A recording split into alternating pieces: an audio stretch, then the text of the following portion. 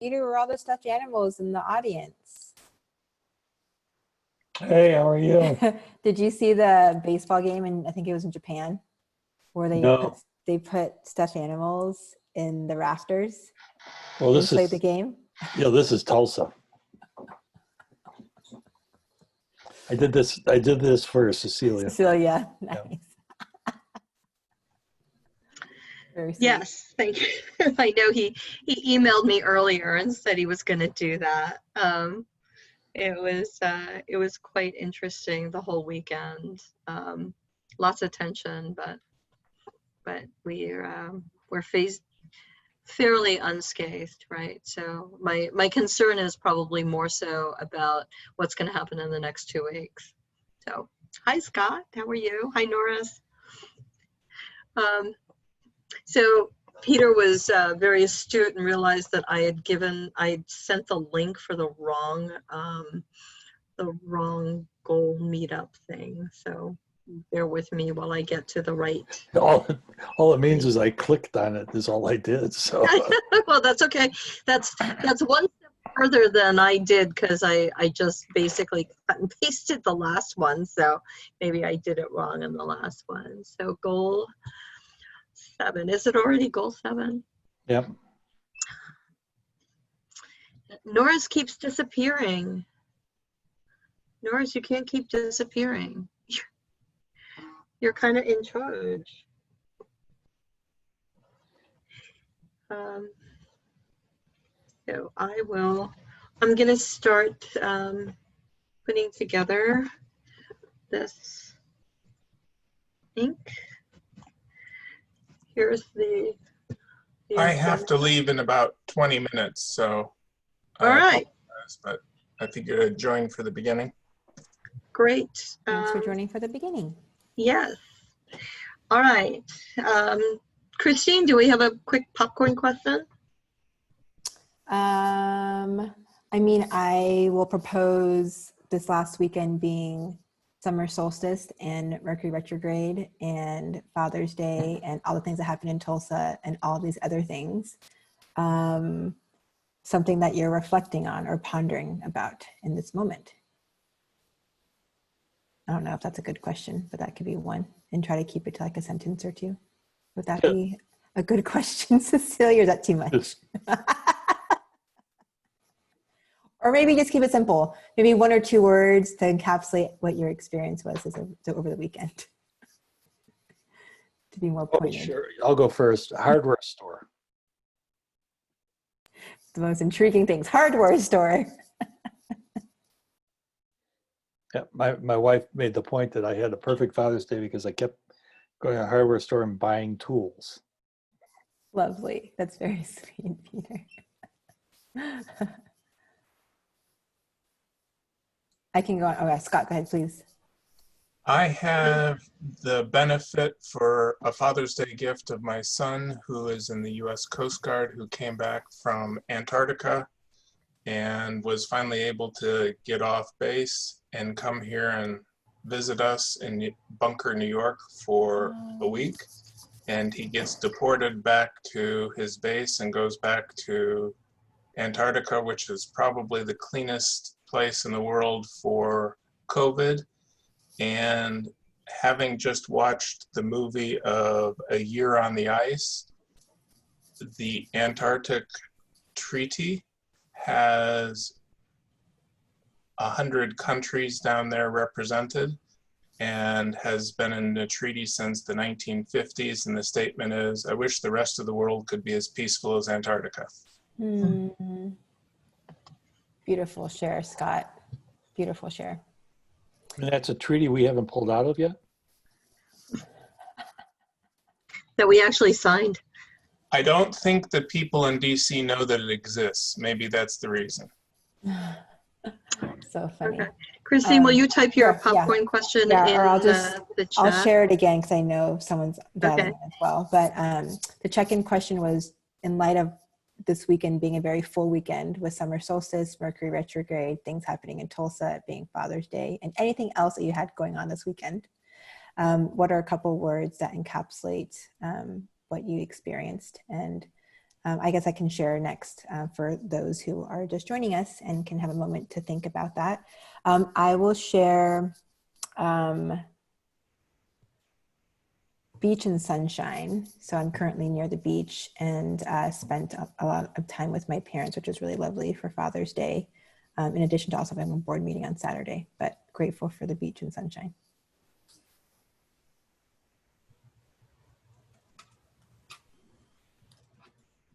So I guess I can go. I don't know who the 814 phone number is. It's Beth. Oh, hi, Beth. Okay, I'll rename Hello. you in the thing. So obviously a lot happened in Tulsa over the weekend, but more than anything else, there was, it also, I want to focus on invitation, was some people's political careers are now in jeopardy because of the invitation and not invitation. People were invited to show up in certain ways, and I'm really proud of the way that my community showed up. There are pictures all over my Facebook of how when they boarded up the small businesses, just in case, the downtown council commissioned people to come and paint, and so there was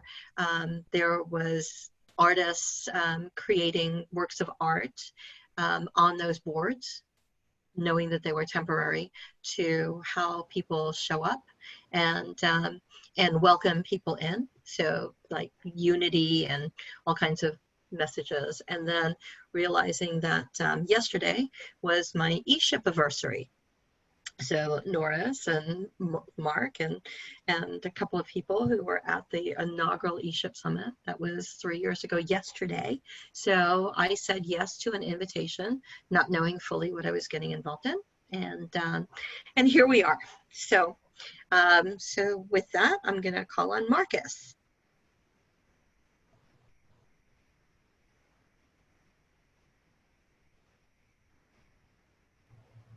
There we go. Sorry, I was slightly distracted trying to figure out what actually happened in Tulsa. I don't probably pay enough attention to the news as I should. But anyway, I'd say my few words would probably be peace in upheaval. And so my life is kind of in a lot of different upheavals right now.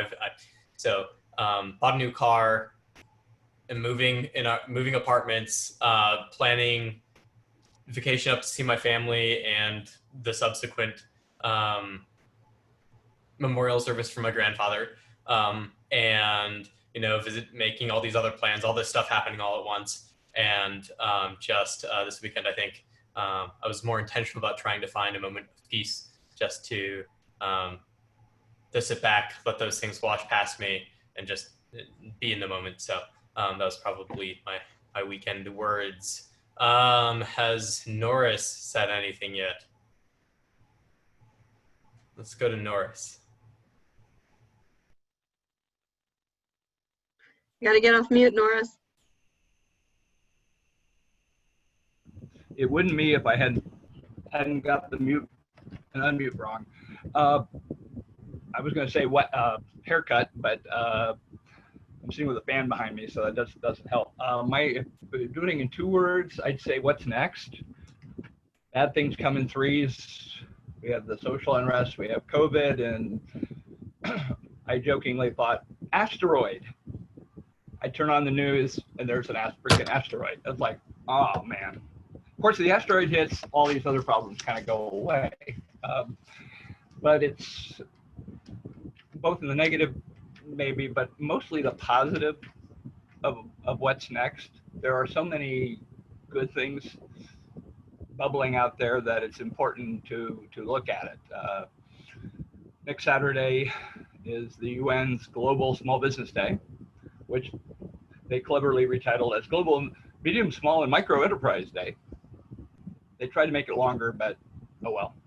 So there just seems every time I look that there's actually the midst of all this madness, that there are some amazing things starting to bubble up, and I want to figure out how does ESHIP be part of the, moving forward. That it's small businesses and new businesses are who lead us out of every recession, pretty much ever. What can we do to help them? Whether it's on the policy side, whether it's on the ground side, education, whatever it is. There's got to be a lot that each of us can do, both at the local level and at the field level. That there's yet again a push by certain political forces to defund basically SBIR because it should only go to venture capital backed firms and not to actual small businesses. So, and that's very politically motivated.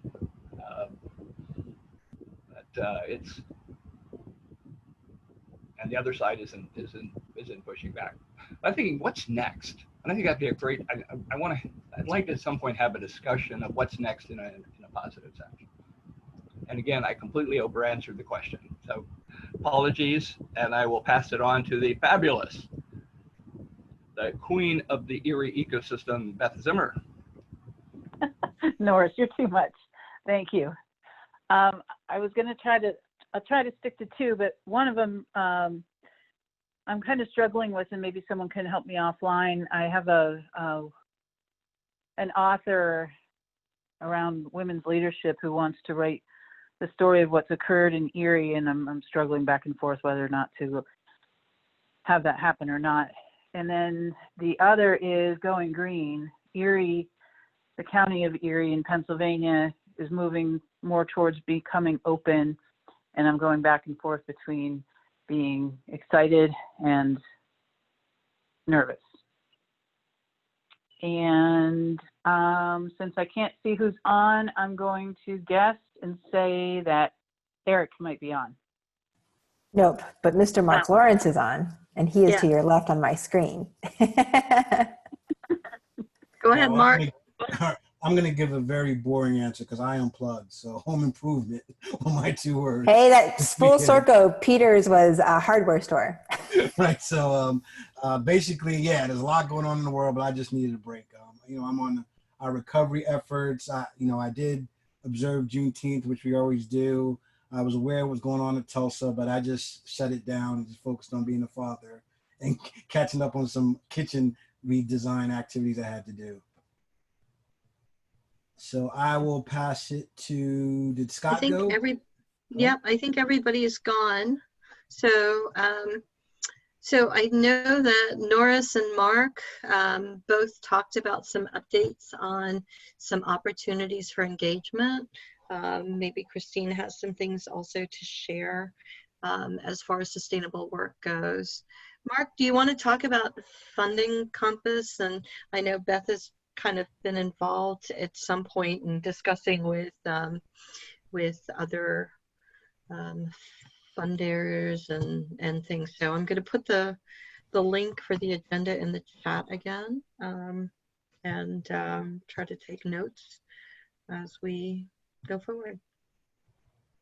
Sure. Well, again, I did unplug, but in terms of the Funding Compass, what I did is I went and looked at the project form again and just really started to think through what are the different ways ecosystem building engagements get paid for, supported, and things like that. So if we say it looks like economic development, there's a couple ways. And I know just based on some of my work, right, being written into some of the real estate development transactions, getting a monthly fee while the incubator, the innovation space or something is being constructed, right? There's a traditional consulting, which I think a lot of people go by, but that's very transactional. And then there's other sort of models, like if you operate a space or if you're part of another large organization, you get paid some sort of supplemental contract salary, right? So I guess the next step is to put that all in one area and just really try to share and do a poll or survey to see which resonates with the group.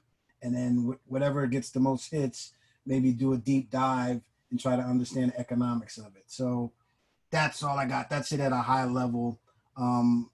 I'm going to reach out to the group and we're going to talk about that. But that's where I'm thinking about that one. Cool. That's a really nice share, Mark. Oh yeah, go ahead, Beth, please. I'm sorry. Would you mind if there was a graphic there, putting that out on Slack later? Yeah, I'll create one. Yeah, I'll create a graphic. Thank you. I posted a document, but I just took the different ways that economic development and community development organizations made money. As okay, what if we put an ecosystem building lens? So give me a day or so. I'll put it up in the Slack and we can react to it. Yeah, and again, you don't need to make a new graphic. The document's just fine. I just need something, a visual. Okay. Thank you. So yeah, Mark, yeah, that's great. That's all you've got. You have a lot of things, Mark. As I am joining you on more and more calls, you are a very humble contributor to many of the things going on. Thank you. I'm curious. So, and I guess maybe tag team or kind of like build upon what Beth and Mark are kind of talking around. I really appreciate, because I think some of the conversations that many of us have been having is kind of like understanding where ecosystem development fits alongside community development, economic development, workforce development, venture development. And I think in one of the previous calls, either another goal or this one last month, I was really curious in understanding sustainable work. I think we talked about the job description last time and a few other things, but how does that map alongside roles that are already, like Mark is pointing to, funded in community development, economic development, things like that.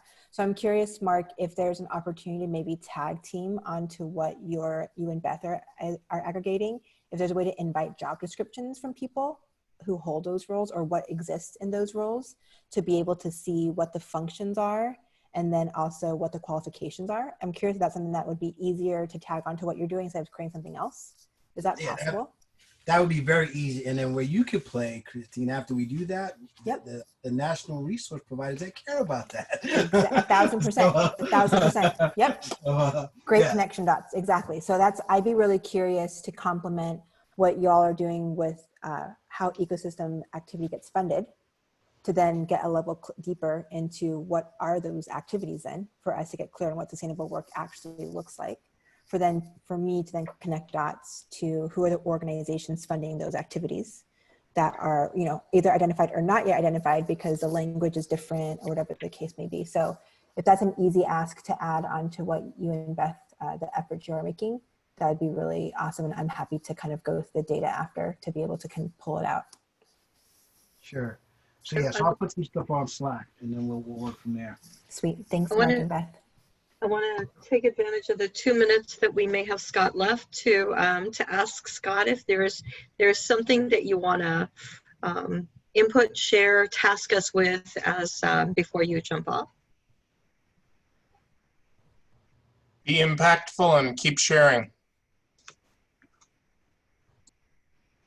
Short and sweet, Scott. Thank you. Well, hold on. Norris, take note.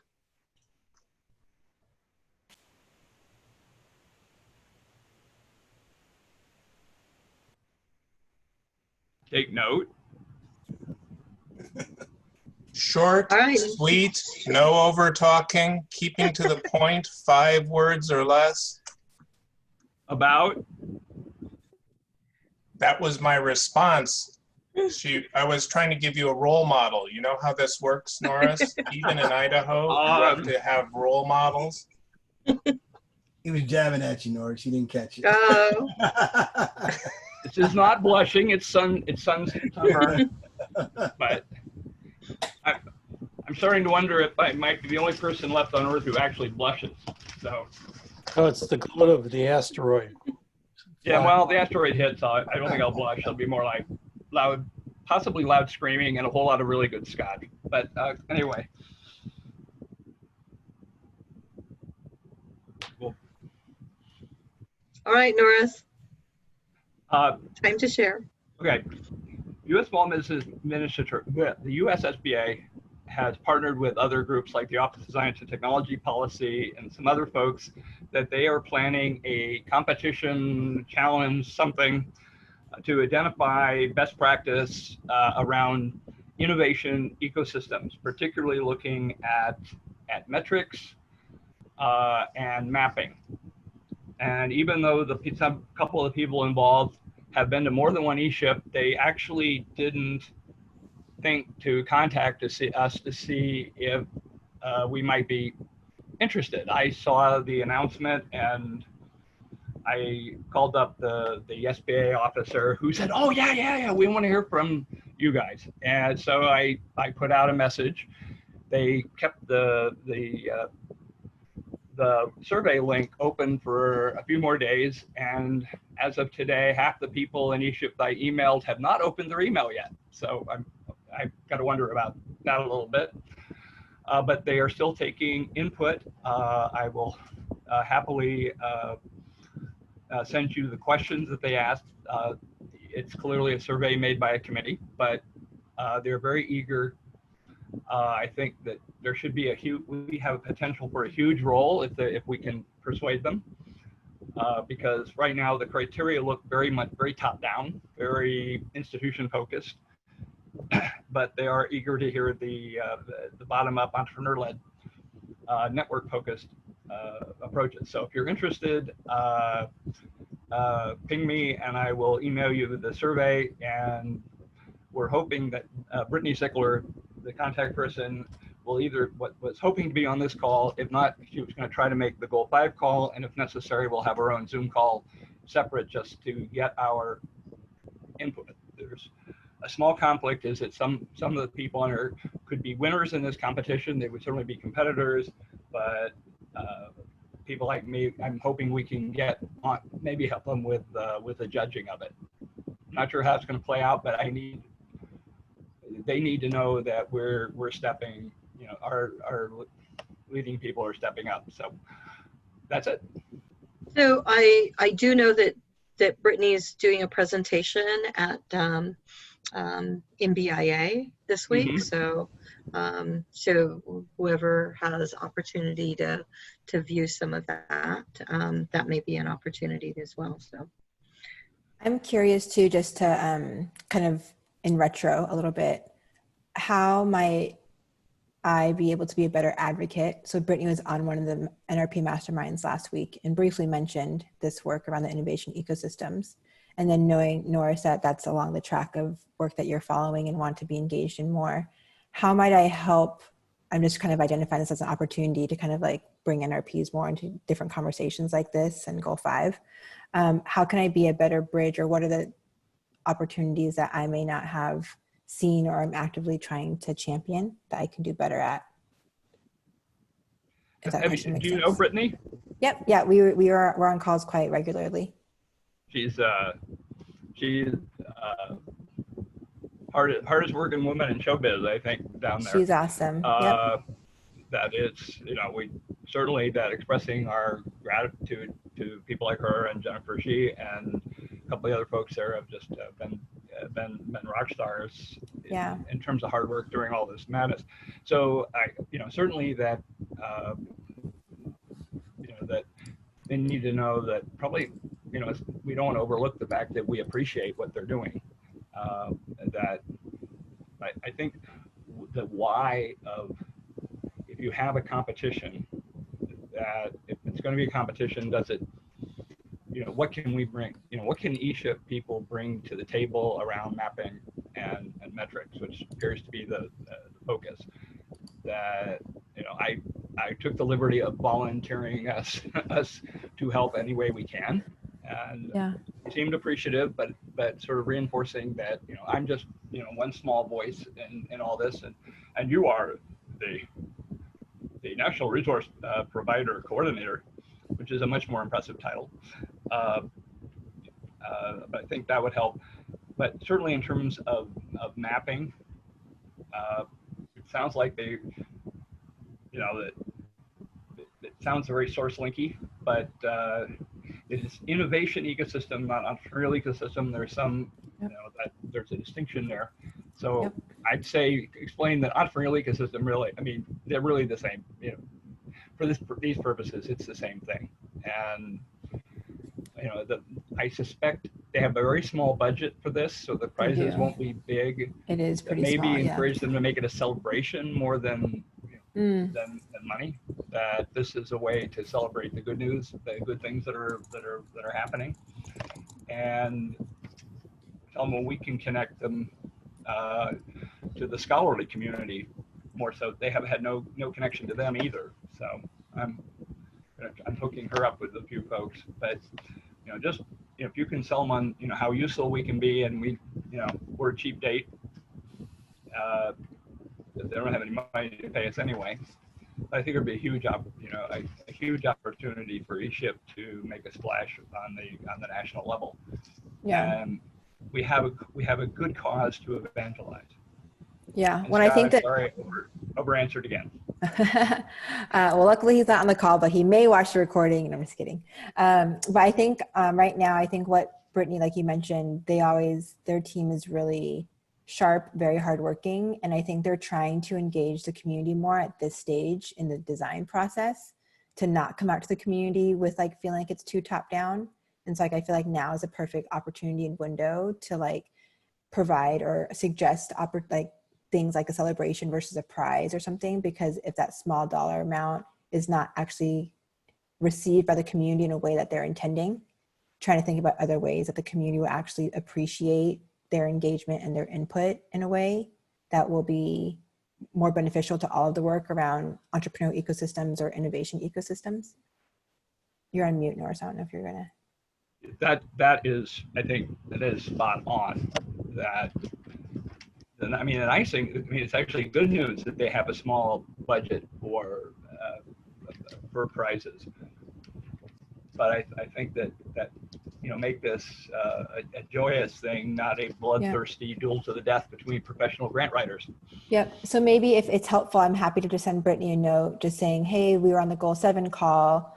It came up that, the Lab to Market Innovation Ecosystem prize that you're working on just has some input from the community. They were saying because the prizes are so small, it might be nice to be able to think about it as a celebration of everyone's ideas versus a competition, because the way that we're trying to foster right now entrepreneurial ecosystem, it feels already like that competition is actually keeping us from actually supporting ecosystems at large. Yes, and being able brilliant. to. Okay, so I'm happy to send Brittany a note around that. And Mark just asked also, you a really good question. Yeah. Yep, and I think that's the thing, Mark. There's a lot of interesting, how might we questions that come out of this, because I think when the ironic part about my limited experience with the conversations I've had with like Brittany from SBA in the Office of Innovation, and then like Craig from the EDA, and he's thinking more about things from an infrastructure. Everyone's trying to get input from people like each of us. But for whatever reason, they're trying so hard and working in all these lanes, but they don't have the time to join these calls sometimes. I think these are the opportunities that Cecilia and myself and the roles that we have in these bridge building opportunities is figuring out how do we create these opportunities and link the things like you're talking about, Mark, to ensure that we're creating policy to open up access to more funding. So they only, at the OII, only have a small budget right now for this prize, but how might that invite more people and unlock more funding in the government, but also get people to be excited about it. So it shows the activity of the community to be able to then have that ripple of impact out of just this one prize pool to actually ignite more activity, more collaborations, more communication among the community, to be able to then further show the government why they need to unlock more funding for ecosystem activity, because then that connects to XYZ. Is that's kind of what you're kind of right? Mark? And the other side of that too is that this is the government buying season, right? So you're right. The prize may be small, but they have money. They've wasted money on worse things, right? So how do we have the right conversation to get what's equivalent to a planning grant to sort of figure this out, right? And that's sort of the conversation world I live. But it's always trying to navigate to find that person, because Mike Binko from Startup Maryland, I talk about this all the time. Finding the right person with budget at the right time to be able to make that decision is always where we get lost, right? Because there is money there. We just need to think ahead now that the buying season's coming up. And there's a lot of money being spent on recovery, being spent on entrepreneurs. So who is that right person? I think we always go to Craig instead, but maybe there's some other people, the actual program managers, that we need to figure out and talk to. Yep. And also thinking about the people who are in corporations and foundations and others that are all trying to figure out the same question, but everyone has a small pool of money, but collectively that could be a much more powerful pool to then get the community to actually work as an ecosystem towards recovery resilience. I think Let when me, we, can I, go ahead, ahead, Peter. Cecilia. Okay. Go ahead. It's not just a function of money though. I mean, the one example that keeps running in my mind was I did a project evaluating a makership initiative in Pittsburgh. It was funded by Department of Labor. They put $5 million into makerships there. And our interviews with the makers wasn't money. I mean, these are companies that were essentially, they developed prototypes on robots. They were able to finance their business largely because they would sell one-offs of each robot. So they'd make it to order, which means that they were bringing in the cash to be able to continue the work. They had investors lined up. Their big issue was suppliers and also being able to scale up. Their problem was that they were looking for contract manufacturers who could re-engineer the product for production and then make the product. And so it was a capacity issue, and they were going to China not because of cost. They were going to China because the Chinese businesses, the supply shops, contract manufacturers could do the re-engineering that was necessary to be able to make the product in some sort of scale.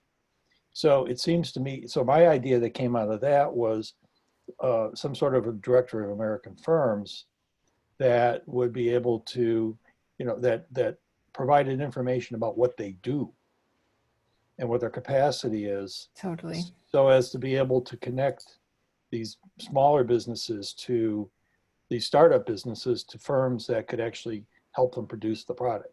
Because they didn't want to get into manufacturing themselves quite yet. They needed to make sure that they could produce in volume and so forth and would work, and that they could establish a market. They then may go in to bring it in-house.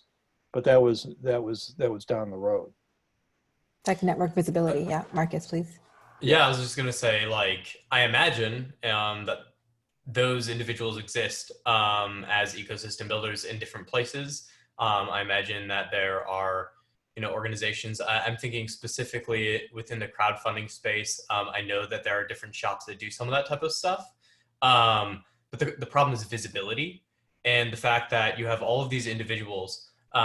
They're startups in these different towns and cities and whatever else. And they don't have the visibility to these different resources across the network, which I guess is part of that connected networks portion.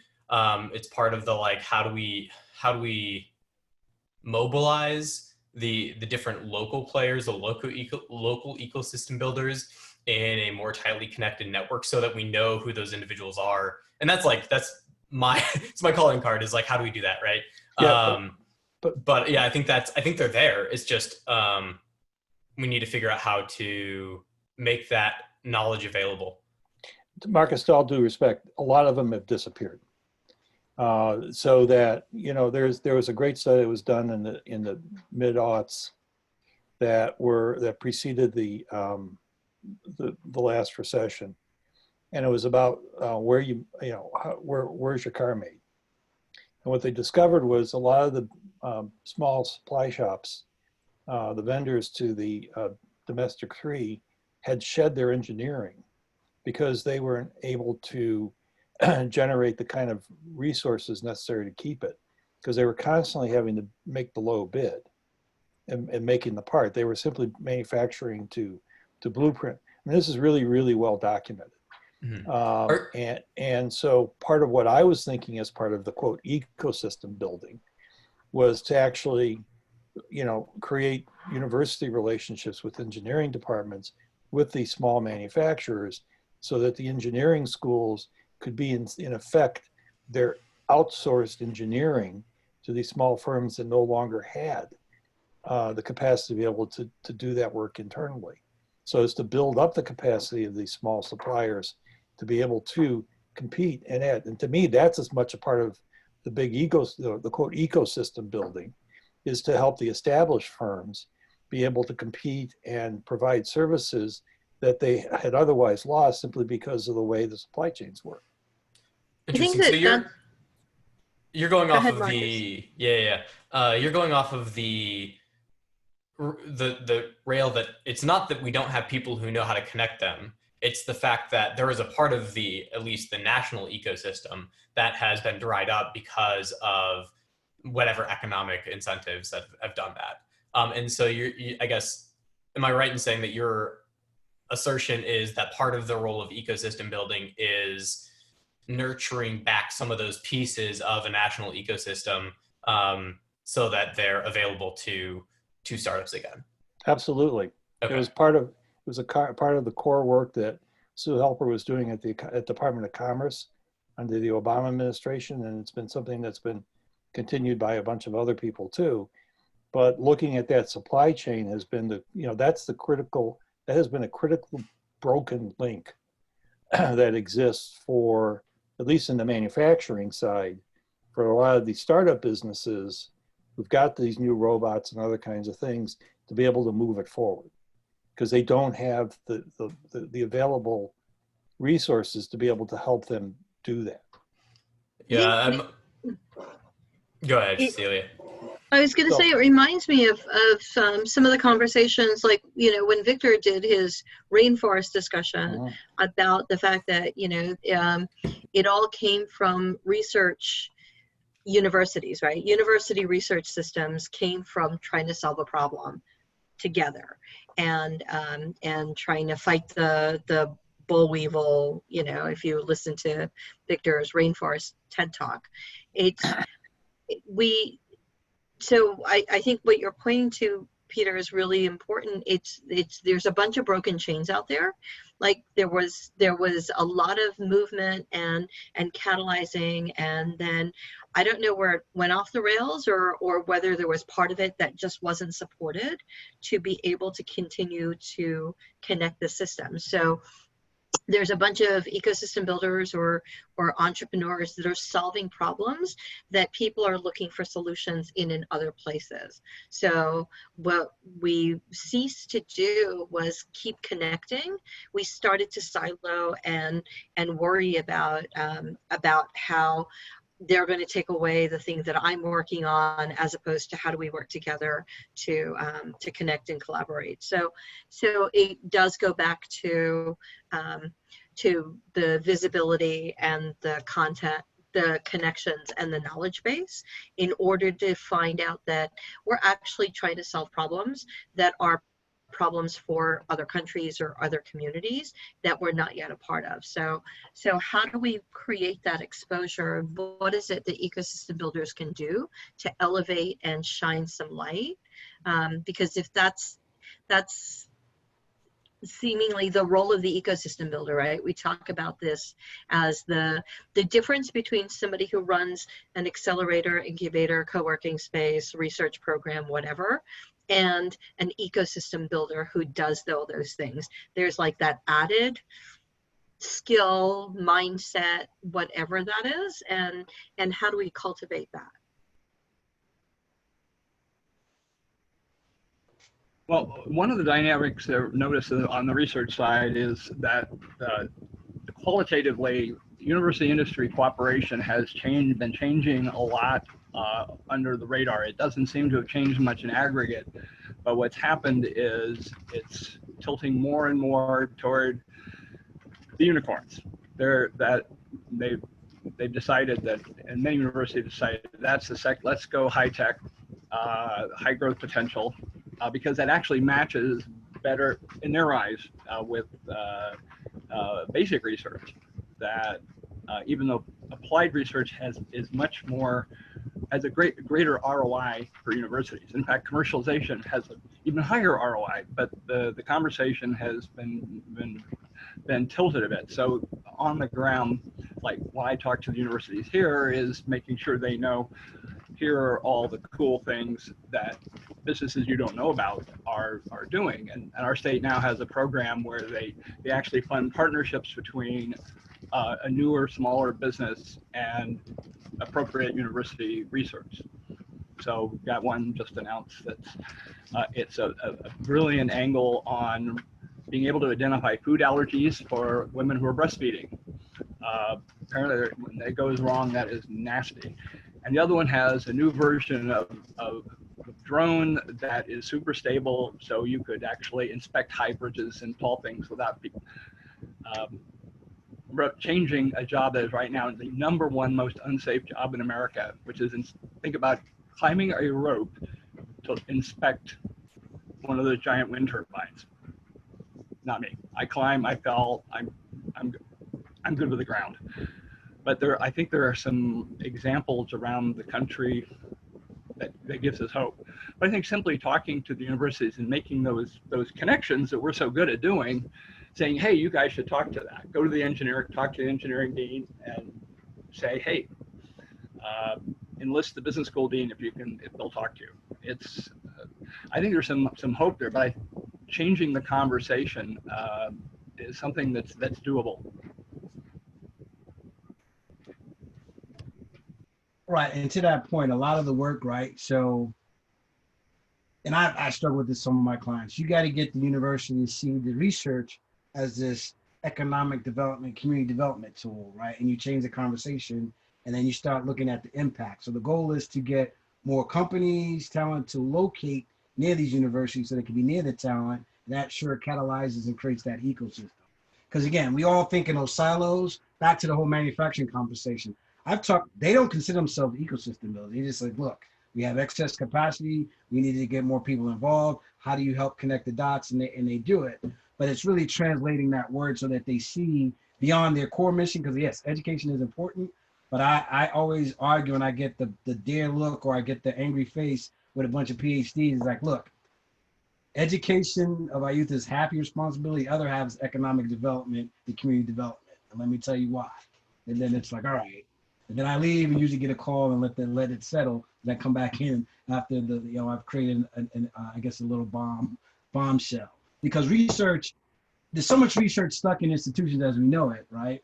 And there's so much talent in IP, but they always struggle and spend a lot of money to try to extract it and take it somewhere else rather than building a community there to make sure that it can harness and create itself before it can attract those other resources it needs. Mark, one of the things though that you need to, universities are a heterogeneous group, and it does make a difference as to sort of who their market is. So what I found is that by and large, your economic development argument is more successful with land grant institutions than it is with other institutions, such as Northwestern or University of Chicago or places like that. And so it's sort of baked into their mission as a land grant institution to think about economic development. One real good way of sort of telling, who you're going to have a successful beginning conversation in the first place is to look at where in this case, we'll talk engineering students, where their engineering students go and whether they do. And if they're being hired to do a lot of the sort of basic, road engineering work in firms or whatever, those are the applied institutions, and those are the ones that are going to be more focused on facilitating in a role that is more economically development focused. Because I already have that sort of in their philosophy that their students are going into business. You try to have that conversation at Northwestern, which is where I'm a graduate from, and it's like, it's like talking Klingon to these guys. I'd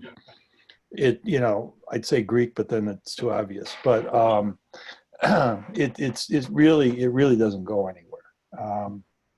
And they'll say so. They'll say they have no responsibility for that. So what do you think that is it fear of, like, because I usually find that people operate in those ways because they fear something, or there's a lack of trust, or or it's the scarcity mindset, right? There's only enough pie. There's no thought of let's bake more pies and cookies and cakes together. That's like, it seems like I only know this, and so this is what I'm going to focus on, and then I don't really care about the other stuff because this is my sweet spot. So what do you think that is? What's the challenge? Well, there is something to that, not just land grant schools, though that's an outstanding point, is that accrediting bodies for universities, certainly for business schools, this is part, you want to be accredited, you have to be engaging with the community. And most universities are pretty much failing at it, except for they put out great PR pieces to try to impress the accreditors, but I think they know that. And now, as of the next accreditation cycle, they have to be looking at social impact from their classes. And the same sort of thing is going on in engineering schools and even some of the science schools, some of the accrediting bodies, that we have a chance to help them with that. Depending on who you ask, the third or fourth mission. There's teaching, there's research, there's service to the university, and there's engagement of the community. And that's now become, and being able to demonstrate impact has now become very salient even for research universities. And that's, that's a tricky road to hoe. But it's kind of exciting to see, frankly. But the challenge of institutions, Norris, especially universities and foundations and such, is that it turns so slowly, right? So you get a couple of people that go, oh, I think that's the way to go. And then there's got to be committee meetings and authorization and whatnot. And so what we see is like a quick little turn. I use this analogy, Christine and I talk about this. It's like moving this ESHIP, right? It's like, oh, we can make this little change and we turn the wheel just a little bit. And then you have to watch this whole thing turn very slowly, and then it's like, oh, and then the following, is it the group of ships that were, what do we say? It's like the whole fleet moving along, or is it like the big ship? And it's slow.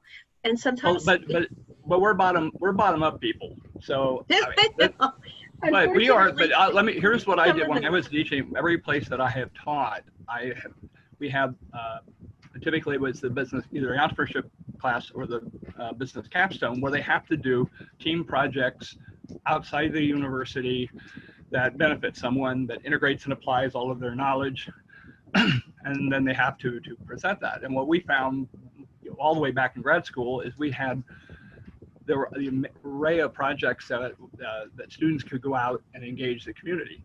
I mean, we had undergraduate students helping a large federal research lab with their technology commercialization. That's seemingly impossible to the conventional wisdom. But all you have to do is find that one instructor, whether it's engineering, there's a capstone course for engineering, is, hey, here's a project like what Mark and Marcus and Peter were talking about.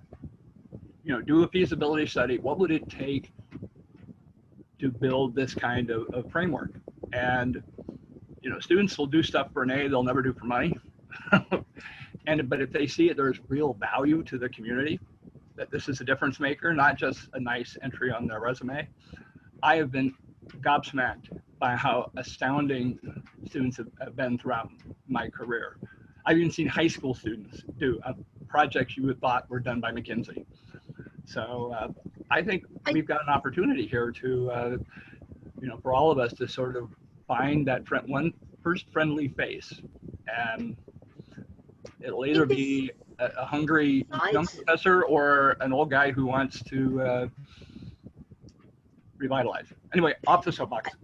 I think that besides the friendly faces, it's people like Peter and Mark, and then also people like Eric, Skylar, and Scott Resnick, who are the translators, because what you're in essence doing is translating what government and institutions and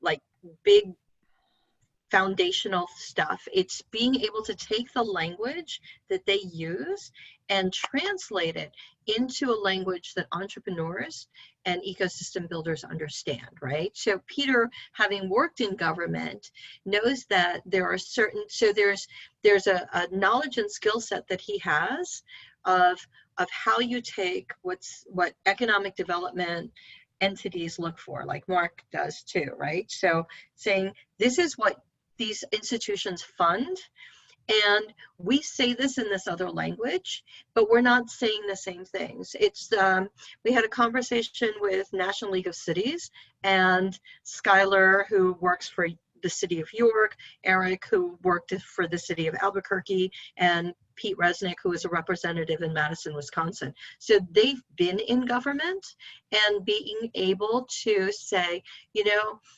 as National League of Cities, here's what mayors are looking to do. And as people that have worked in government and are ecosystem builders, well, here's the way that we can talk to entrepreneurs and ecosystem builders to attract or to help process. We talked about ways that that sometimes people are going to the wrong funding networks or asking people for the wrong types of funds because they don't know that it's an economic development fund that you should be tapping into, not a new business, small business fund, right? So there's things that are navigatable, and it takes the people that are able to translate that. So I think that there's a big need for that. But here's the problem, Celia. And Norris is dead on. I mean, you know, you take a faculty person who's willing to sort of, you know, do a course and leverage student creativity and ingenuity that works. The problem, the challenge is then how you build from something like that, because that's a one-off. Those are one-off kinds of activities. And what I've been constantly looking for are sort of the upstarts within university systems who are willing to sort of take on, who are willing to fly under the radar, frankly, and not have to ask for permission to do things. We've been trying very hard to get the University of North Carolina, Charlotte, involved with our Day After project in Charlotte. And I went the typical route. I went to one of the institutes, and they just, they don't want to do it. I found another group within UNCC that's a little bit more of an upstart. They fly below the radar, and they're willing to talk to us at least. But then the other side of it is that, you know, I want to make it sustainable, and I'm willing to make sure that they're the sustainable bit on this, not us. And, you know, then it becomes a challenge as to how do you get a funder interested in them? Because what funders typically like to do is they like to go to organizations that have a pretty good balance sheet. And, you know, they're not looking for upstarts. They're looking for strong institutional partners. They may be buried at an institution, but they're not the institution themselves. And so the other half of the equation is, you know, I agree with Norris, it's a grassrootsy kind of approach, but then you have to have the funding that's willing to open up to support them. And it doesn't take a lot of money per institution or per place. But it does take a commitment on the part of the organization or the foundation or whatever to make it a sustainable effort over a period of time. Yeah, Peter, at one point when I started out, it started back in the 1970s, that the SBA was actually paying schools to do these projects, a whole whopping like $250. But it's unencumbered money, which means it's worth a couple thousand to your dean. And they were really good at recognition of the projects. And of course, being the government, they kept adding more and more paperwork. And so when they discontinued the program, when they stopped paying people, actually participation went way up, which was hilarious. But the publicity that, you know, the PR side of that, we got one of our student projects got featured in the IEDC's newsletter front page. There are my students, not me. I only made the cover of the ARCO Advertiser Circulation 200, but that there are ways, if the administrators see this is a good thing, it doesn't really cost anything. But if any of you know anybody who's interested and there are universities near you, I'm probably either know or I can connect with faculty, the right kind of faculty at your school. Just let me know. So Keep away I from think the bad guys anyway. I think a key piece is just speaking to the incentives of the different organizations. The best way to get someone on board with you is to let them know that you're doing something that they want to do. And so, like, for instance, and this is engineering versus business, but like our university, the university I went to, that a huge partnership with a very big defense organization, I guess not defense, but an organization for a senior design project. And the primary incentive there was not like, oh, here's a bunch of money. It was actually for job placement. And so I think every single one of the engineers that were on that project ended up getting job offers, and not all of them took it. But and so like that's the incentive, and of course job placement is very important to universities. And so that's like an incentive there, right?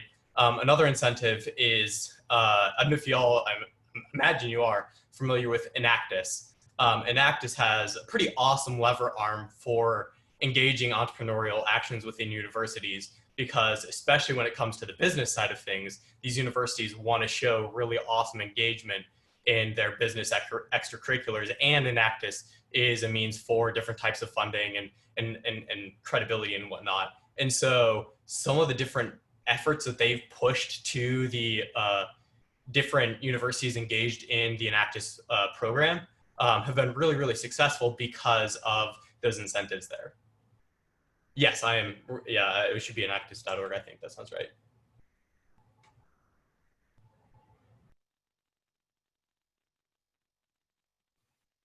We've got about 3 minutes left. It looks like, I don't know, I want to give everyone an opportunity to chime in. I don't know that we've solved for things, except that we're starting to recognize that it's important to increase visibility, connection, and knowledge, and to build on the one-off opportunities, which is what I wrote down, and then also discover the incentives that people are seeking. So it's what's your problem and what do you want, that I think that that if we can get there, that's helpful. Beth, do you have something that you'd like to share before we wrap up? No, I apologize. It was a very interesting conversation, but I'm going to have to listen to the recording because I was distracted a bit. No, totally understandable. So any other parting thoughts and what's next? What would you like to do next? Well, I'm sending a note to Brittany, and then I'm going to stay tuned for Mark. Thanks, Mark, for tag teaming on some of the efforts that you and Beth already have with some of the thoughts and questions I have. And I'm going to coordinate with Beth, put this, some of the information up in Slack and continue the conversation there around funding and sustainability, adding in the pieces with Christine. And then follow up with my guy Norris on that SBA survey. I'm trying to think of who's in Charlotte, Peter. Let me see if I can call and find out who's in Charlotte to help. Otherwise, if you want to extend further into North Carolina, then I'm happy to connect you with other people. No, I'm fine right now. I got the person. We did find a group within the UNCC. It was just that the Urban Institute was not the one. They're cautious. They're very cautious. Yeah. But there's another group within UNCC that I think are pretty innovative, and they're quite willing to take some risks. That's good to hear. I know that Faye's in Durham, and Katie is right around the RDU area. So yeah. Marcus, Norris, what are you going to work on next? Oh, you're still on mute, Norris. You're muted, Norris. Hey, I'm brilliant at that. Well, I have 3 deadlines for reports or journal articles on June 30th. I'm so excited. One of them's only 1 page, but I also have to write a keynote speech for Saturday morning for the UN Global Small Business Day, which was really cool until I realized I start at 7:30 in the morning on Saturday, so it could be comical, but it's a real chance I'm supposed to talk about youth and entrepreneurship and social innovation and things like that. So I've got to figure out some really clever stuff, to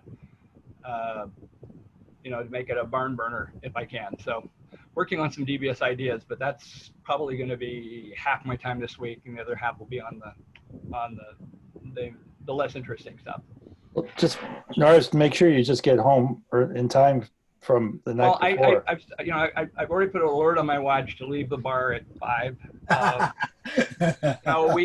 We are having issues. People are going to bars, and we had really crushed our COVID rate, and then we have big rallies, and people go to bars, and between that, we're getting messed up again. So, by the way, people, Norris, stay home, wear your mask.